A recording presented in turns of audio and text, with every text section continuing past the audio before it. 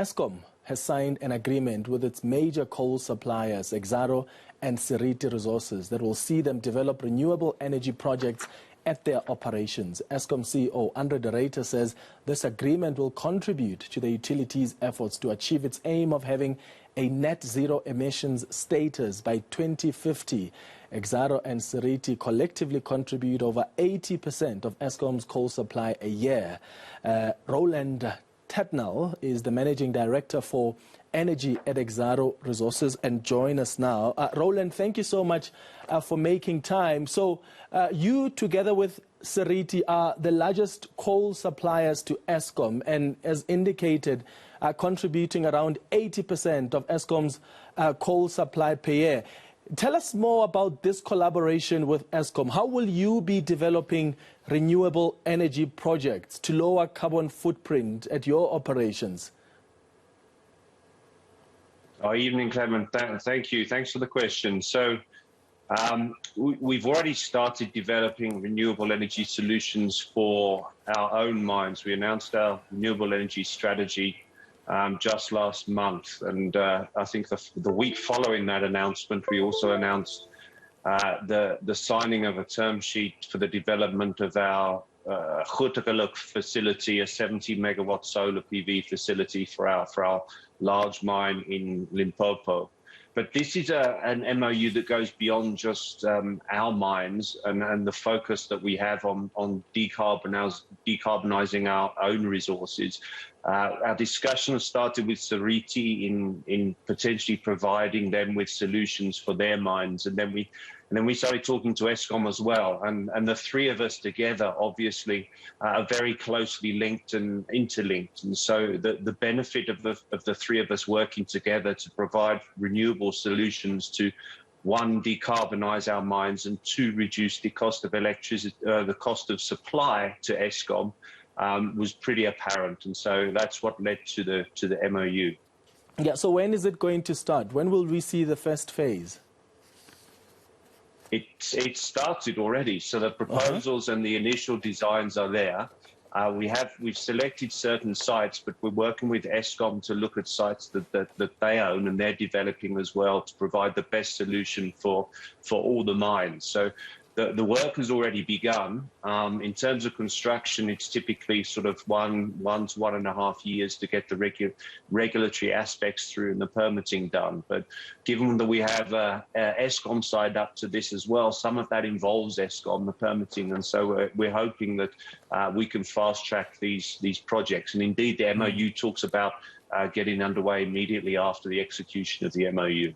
Yeah, so this is all about the transition to a low carbon future in South Africa, and we know about the climate conference, right, that is taking place this coming weekend. And South Africa has in the past promised to be climate resilient.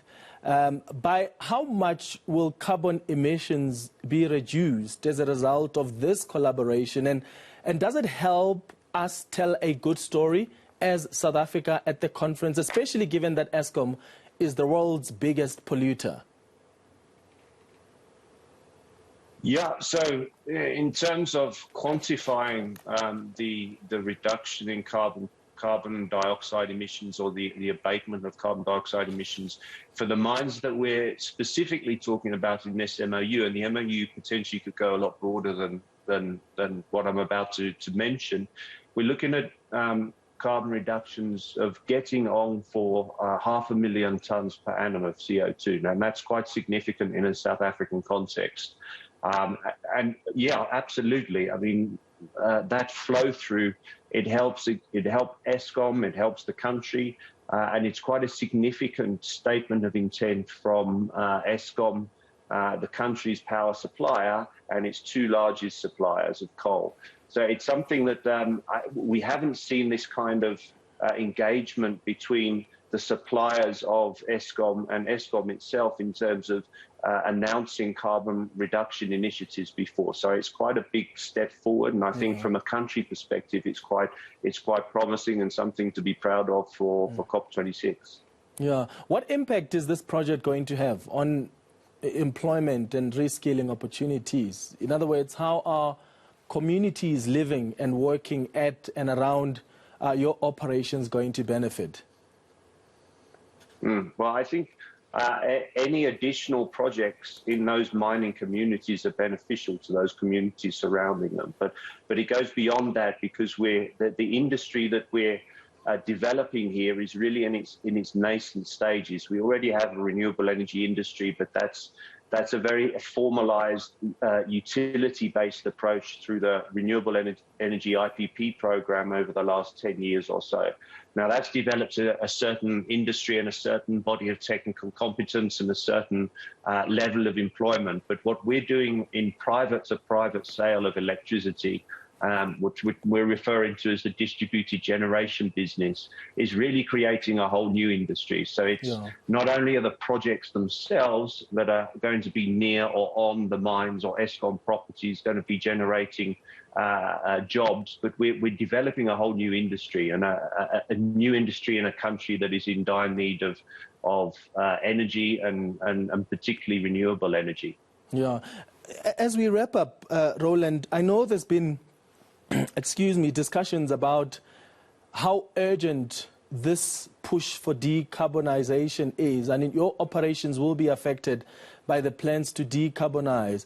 How urgent must this be treated, and how do you think it can be done without, one, compromising or destroying your industry base or even the lives of South Africans that rely on your companies for jobs?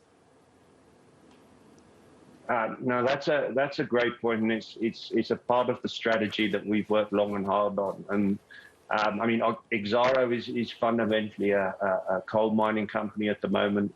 We released the diversification strategy last month, and we're aware that coal is not going to be here forever. So we're engaging in the transition. We're being proactive in that transition. One of the pillars of the new strategy is the renewable energy strategy. We also have a focus on developing new minerals that are beyond coal, green minerals. So we're really trying to ensure that the company, Exxaro, understands that there's a transition and meets it head on and participates in it, ensuring that we're continuing to develop our business and being part of the solution, not just relying on coal revenues for the next X number of years. All right. Roland Tatnall, thank you for making time. He's the Managing Director for Energy at Exxaro Resources.